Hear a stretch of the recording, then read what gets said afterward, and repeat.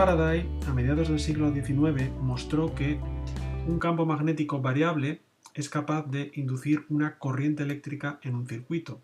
Para ello utilizó un circuito como este que se representa aquí, en el cual una pila galvánica da una corriente eléctrica en lo que llamamos el circuito primario. Hay un interruptor que se puede abrir y cerrar y deja, por lo tanto, pasar la corriente y establecer un campo magnético en este núcleo magnético que está hecho de un material especial que canaliza las líneas de campo magnético. Y luego tenemos un circuito secundario que tiene también otro solenoide igual y un galvanómetro que lo que hace es detectar si hay presencia o no de corriente en el circuito secundario. Entonces lo que Faraday observó es que cuando cerraba el circuito y se establecía por lo tanto una corriente continua por el circuito primario, eso, sabía que producía un campo magnético estático en el núcleo magnético, pero no producía ningún efecto en el circuito secundario. Es decir, la aguja del galvanómetro estaba quieta en el cero. Sin embargo, cuando abría y cerraba el circuito primario, en los breves instantes que seguían a la apertura o al cierre, había una ligera actividad de la aguja del galvanómetro, lo cual quería decir que la situación de variación del campo magnético en el circuito magnético es lo que parece que producía una corriente eléctrica en el circuito secundario. Pudo medir que la tensión V que se inducía en el circuito secundario venía dada por una ley que es la ley de inducción de Faraday. La tensión entonces es igual a menos la derivada temporal del flujo magnético en el circuito magnético, en el núcleo magnético. El concepto de flujo magnético ya lo veremos en detalle en otro vídeo, pero podemos adelantar que es el campo magnético B integrado en el área de la espira, entendiendo por espira cada vuelta del cable en el núcleo magnético. Es decir, el solenoide está formado por varias espiras que se enrollan en el núcleo magnético.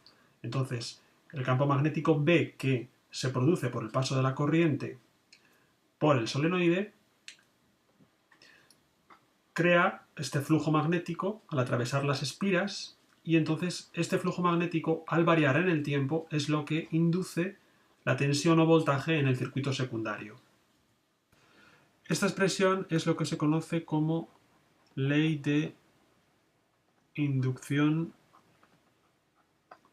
de Faraday y es muy importante porque de hecho es la ley por la que funcionan los generadores eléctricos. ¿De acuerdo?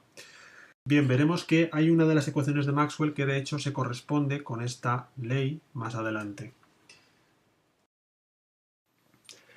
Bien, vamos a dar una explicación del fenómeno de la inducción electromagnética.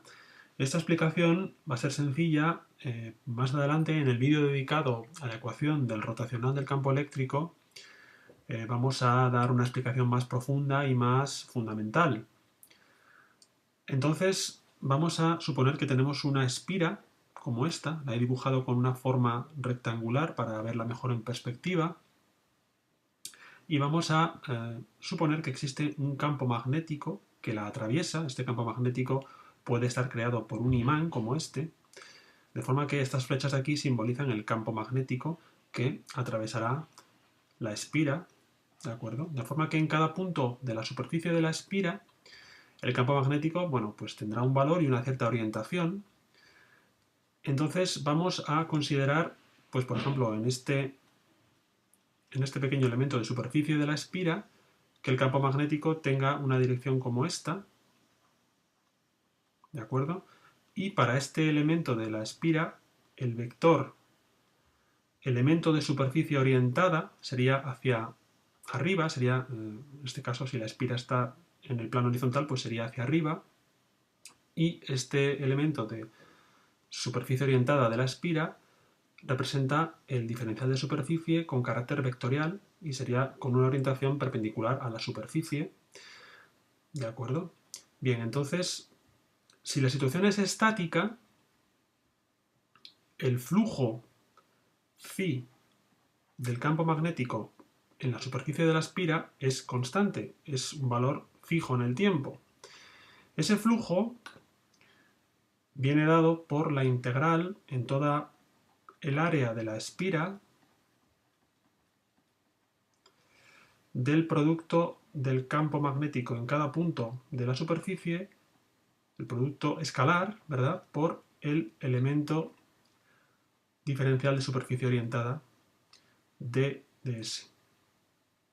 Esta es la definición matemática de flujo del campo vectorial B en la superficie de la espira, extendida por lo tanto a toda el área de este rectángulo que es la espira.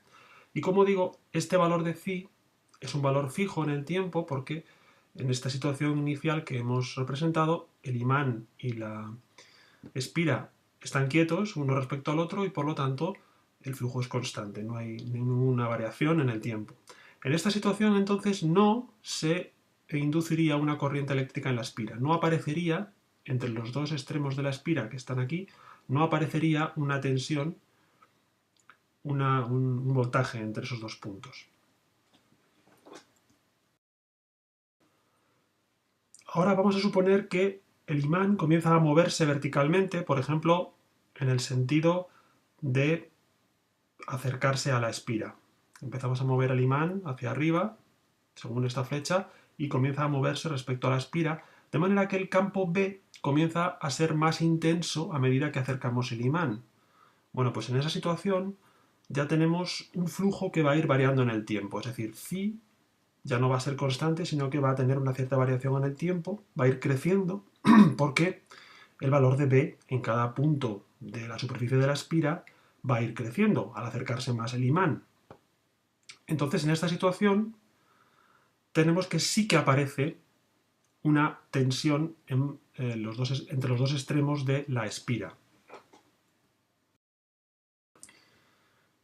Esa tensión aparecerá con esta polaridad, vamos a llamarla V, entre estos dos puntos que no están conectados de la espira, y lo que hace esa tensión es favorecer que exista una corriente eléctrica con este sentido, ¿de acuerdo? De tal forma que esta corriente eléctrica, si lo piensas, lo que está favoreciendo es que se induzca un campo magnético hacia abajo, en este caso, vamos a llamarle B', que de alguna manera se opone al campo magnético creado por el imán, en el sentido de que está como intentando compensar ese aumento del campo magnético creado por el imán. Entonces es como si apareciera un campo magnético como reacción al aumento de flujo magnético en la espira, de forma que ese nuevo campo magnético B' se opone, intenta compensar ese crecimiento, en este caso, del campo magnético exterior. Bueno, si el imán en lugar de acercarse se aleja hacia abajo de la espira, entonces la situación es la contraria. Entonces todas las polaridades se invierten, es decir, se induce una tensión con la polaridad opuesta a la anterior, de tal forma que intenta producir una corriente que genere un campo magnético, en este caso hacia arriba, que de alguna manera compense el sentido en el que está variando, es decir, disminuyendo el flujo magnético exterior por la espira. De tal forma que, si te fijas, pues aquí he invertido las flechas de color rojo de la corriente y del campo magnético B' que se induce por la presencia de esta tensión V, que además tiene su polaridad invertida respecto a la situación anterior. ¿De acuerdo? Entonces, este fenómeno que acabamos de describir, este comportamiento queda descrito por la ecuación de la ley de Faraday, que nos dice que esa tensión V viene dada matemáticamente por menos la derivada parcial con respecto al tiempo del flujo magnético en la espira. V se suele denominar fuerza electromotriz en este contexto, porque es como una fuerza que pone en movimiento las cargas eléctricas y tiende a crear una corriente en la espira. Se suele abreviar como FEM, ¿de acuerdo? Y viene dada por esta ley, la ley de Faraday.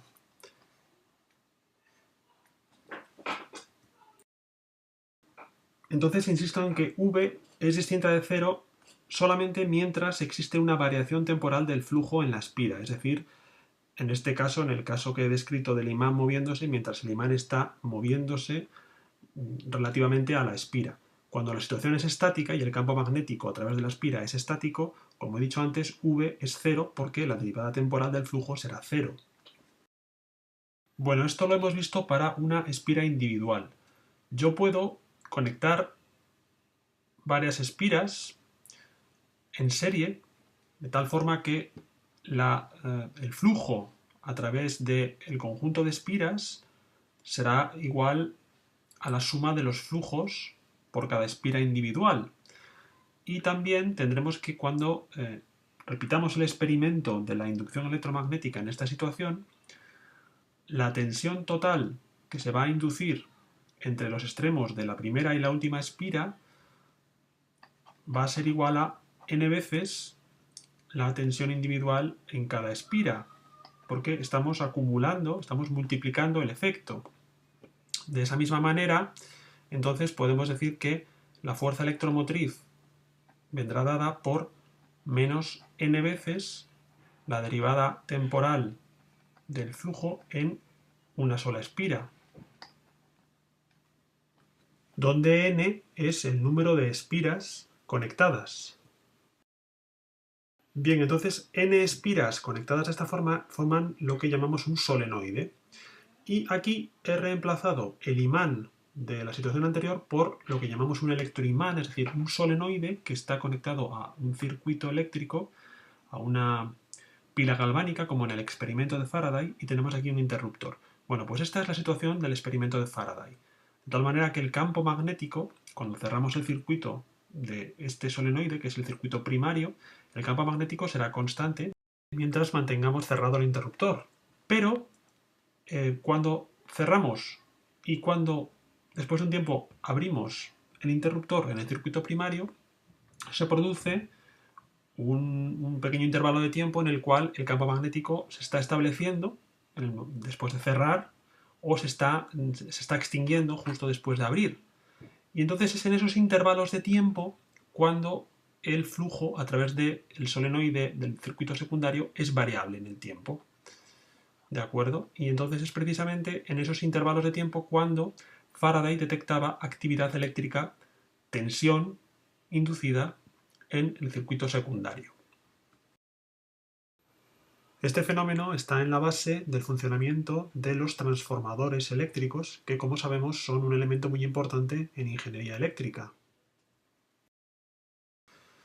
Bueno, por último, respecto a estos experimentos que estamos describiendo y estos razonamientos para explicar el fenómeno de la inducción, vamos a ver que hay varias maneras de conseguir que el flujo magnético varíe en el tiempo dentro del área de una espira. Hasta ahora hemos visto la situación en la que la fuente del campo magnético se alejaba o se acercaba con respecto a la espira, con lo cual el flujo magnético que producía en la espira variaba en el tiempo. Otra forma de conseguir este efecto es haciendo rotar, por ejemplo, la espira con respecto a este eje, de tal manera que el ángulo que forma el plano de la espira con el campo magnético cambie en el tiempo. Esto matemáticamente quiere decir que si yo considero el vector campo magnético en un punto dado de la espira, como este, y considero el vector elemento de superficie orientada de la espira en ese punto, bueno, pues ese producto escalar, como el ángulo entre esos dos vectores va a ir variando en el tiempo, pues entonces este elemento de flujo magnético en ese punto va a tener también un carácter variable en el tiempo, porque este producto escalar, como el ángulo entre los vectores va variando, será variable en el tiempo. Por lo tanto, tenemos una manera de producir una variación temporal del flujo sin que haya un desplazamiento de traslación entre la fuente del campo magnético y la espira. Esta forma de producir una variación de flujo en el tiempo mediante una rotación de la espira es la que se utiliza, por ejemplo, en los generadores eléctricos, en las centrales que generan electricidad mediante la rotación de un elemento mecánico, como puede ser, por ejemplo, los molinos eólicos o las turbinas en una central hidroeléctrica. Bien, por último me gustaría comentar que Michael Faraday representa un poco la culminación de todo este proceso de físicos experimentales y también teóricos que fueron construyendo la teoría de la electricidad y el magnetismo, porque Faraday de alguna manera cerró el círculo demostrando que no solo una corriente eléctrica induce un campo magnético, sino que también al revés, un campo magnético variable es capaz de inducir una corriente eléctrica y por lo tanto electricidad y magnetismo son como las dos caras de una misma moneda, son como dos aspectos de una misma realidad física. Por otra parte, también Faraday fue el precursor de la teoría de campos porque él intuía que existían unas líneas de fuerza, existía una perturbación en el espacio producida por las fuentes de campo, que son las cargas y las corrientes eléctricas, que modificaban las propiedades del espacio de tal forma que actuaban sobre las cargas y las corrientes de una manera particular. Esta idea intuitiva fue la que posteriormente Maxwell escribió matemáticamente en sus famosas ecuaciones, que son el objeto de estos vídeos. Así pues, Faraday fue el precursor de la tendencia que tiene la física moderna a considerar los campos como entidades con un grado de realidad equivalente al de la materia. Es decir, son algo más, los campos son algo más que una herramienta matemática que funciona bien, que nos ayuda a calcular cosas, sino que son algo que tiene una consideración de realidad, o al menos son tan reales como puedan ser las cargas o las masas o la materia en física.